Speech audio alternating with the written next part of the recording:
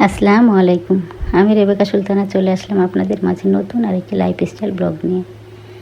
আজকে শুক্রবার খুব সকাল সকাল ঘুম থেকে উঠে গেছি। উঠে যে দুজন মিলে কাজে লেগে গেছি। কয়েকদিন তো টানা বৃষ্টি হচ্ছে, কোনো কাজ করা যাচ্ছে না, রান্নাবান্না খাওয়া ছাড়া। সেজন্য আজকে সকালবেলাতেও দুজনে উঠে গেছি ঘুম থেকে। উঠে আপনাদের ভাই এত গোটা বাসাটায় ঝোল ঝেড়ে নিচ্ছে, আর আমি টুকটাক যেগুলো কাজ আছে সেগুলো সেরে নিচ্ছি। ঝুলটা তো আমি খুব অল্পই ঝাড়ি, কারণ হাতের ব্যথা, আগে থেকে জানেন যে হাতের ব্যথা, আমি হাত ছেড়ে ঝুল ঝাড়তে পারি না। সেজন্য শুক্রবারে আপনাদের ভাইয়া ঝেড়ে দেয়।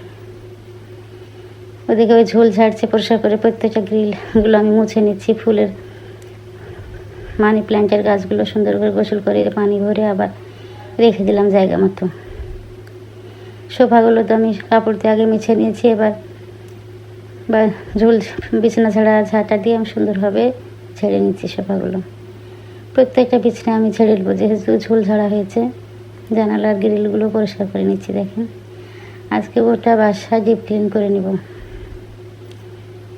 যে প্রত্যেকটা জায়গায় আমি সুন্দরভাবে ঝাঁটা দিয়ে ঝাড়ছি। ফুলের গাছগুলো যদি বেশি, আর ফুলগুলো যদি আমি না ঢেকে রাখি তাহলে ধুলাতে দেখা যাবে না। সেজন্য একটা পলি দিয়ে আমি ঢেকে রাখি। কোনো অনুষ্ঠান বা ঈদের সময় আমি পলিথিনগুলো খুলে দিই, নাহলে ঢেকে রাখি। কে পরিষ্কার করবে এত ধুলাবালি? এই যে প্রত্যেকটা রুম আমি পরিষ্কার করে নিচ্ছি। আমার এই আলমারিটার যে খাঁজ হয়ে আছে, এগুলোতে ধুলা পড়ে। চিকন একটা ব্রাশ দিয়ে পরিষ্কার করতে হয়। ব্রাশ কেনাও হচ্ছে না, পরিষ্কারও হচ্ছে না। এই ঝাঁটা দিয়ে এভাবে ঝাড় দিলে ভিতরে সুন্দর ধুলাগুলো চলে আসে। এভাবে ছেড়ে নিচ্ছি আমি।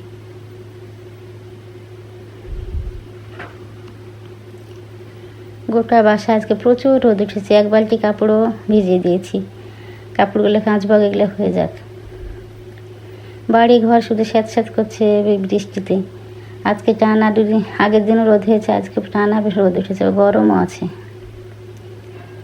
প্রত্যেকটা রুম তো একদম পরিষ্কার হয়ে গেছে। এবার চলে যাবো রান্নাঘরে। ডাইনিং টেবিলটা আমি সুন্দর করে মুছে পরিষ্কার করে নিয়েছি। ডাইনিংয়ের গ্রিল, থাই সব মুছে নিয়েছি। এবার রান্নাঘরে চলে আসলাম। রান্নাঘরে দেখেন থাইগুলো আপনাদের ভাইয়া পরিষ্কার করেছে, আমি গ্রিলগুলো পরিষ্কার করেছি। ফ্রিজের মাথাটা পরিষ্কার করে নিচ্ছি। আচারের বয়ামগুলো ধুলা পড়েছে হালকা, প্রতিদিন মুছি, তারপরে ধুলা। আজকে মুছে নিচ্ছি। আচারের বয়ামগুলো সুন্দর করে পরিষ্কার করে মুছে নিচ্ছি। আলমারিটা মুছে নিলাম। রান্নাঘরটা তো পরিষ্কার হয়ে গেল। এবার হাঁড়ি ধরা যে কাপড়গুলো থাকে রান্না করার সময়, সেগুলো গরম পানি দিয়ে ফুটিয়ে নিচ্ছি হুইল পাউডার দিয়ে। রোদ নাই, বৃষ্টির ভিতরে আমি কাঁচি নিয়ে নোংরা হয়েছে, আর ধরতে ইচ্ছে করছে না কাপড়গুলো। সেজন্য গরম পানি দিয়ে ফুটিয়ে নিলাম, পরে খেঁচে নিচ্ছি। আগে বেসিনটা ধুয়ে নিই। বেসিনটা তো পরিষ্কার করে ধুয়ে নিচ্ছি আমি। বেসিনটা অনেক নোংরা হয়েছিল। সুন্দর করে মাজনি দিয়ে আমি মেজে নিই। তারের এই মাজনি আমি করেছি শুধু বেসিন ধোয়ার জন্য। বেসিন ধুয়ে আমি আলাদাভাবে রেখে দিই। এটা মাজনি দিয়ে পরিষ্কার করলে সুন্দর পরিষ্কার হয়ে যায়। যে বেসিনের নিচটাও পরিষ্কার করে নিচ্ছি। এগুলো তো এত ময়লা হয় না, কিন্তু ধুলাবালি হালকা পড়ে আছে, সেগুলো মুছে নিচ্ছি।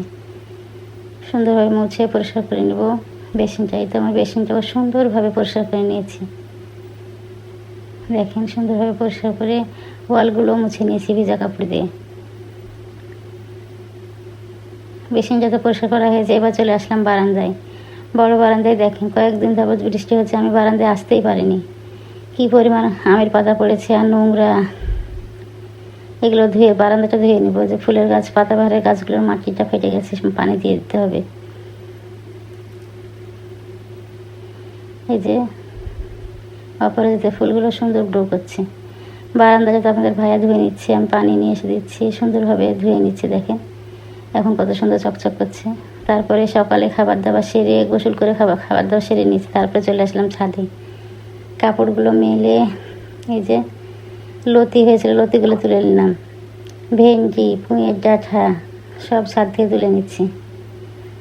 লতিগুলোর গাছের নিচে মাটি দিতে হবে। মরিচও হয়েছে কত সুন্দর। দেখেন, মরিচের তো এখন বাজারে অনেক দাম, আমার আর কেনা লাগছে না। এখান থেকে অল্প অল্প করে তুলে খাওয়া হচ্ছে। বেদানা কত হয়েছে দেখেন, প্রত্যেকটা গাছে বেদানা ডাল ভেঙে পড়ছে, এত বেদানা হয়েছে। মাশাআল্লাহ, অনেক সুন্দর হয়েছে বেদানাগুলো। এই তো কাপড়গুলো মেলে এবার নিচে চলে এসেছি। নিচে এসে দেখেন কী কী নিয়েছিলাম। কুমড়ার ডাল কেটে নিয়েছি, লতি, পুঁই শাক, ভেন্ডি কেটে নিয়ে চলে এসেছি। আসসালামু আলাইকুম।